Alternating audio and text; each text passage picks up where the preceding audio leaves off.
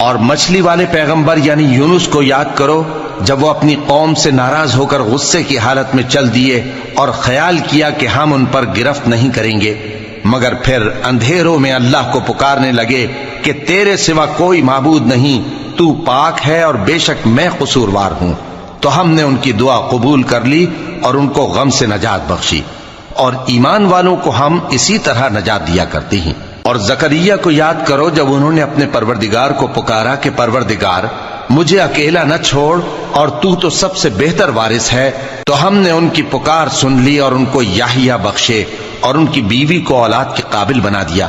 یہ لوگ لپک لپک کر نیکیاں کرتے اور ہمیں امید اور خوف سے پکارتے اور ہمارے آگے عاجزی کیا کرتے تھے۔ اور ان خاتون یعنی مریم کو بھی یاد کرو جنہوں نے اپنی عفت کو محفوظ رکھا، تو ہم نے ان میں اپنی روح پھونک دی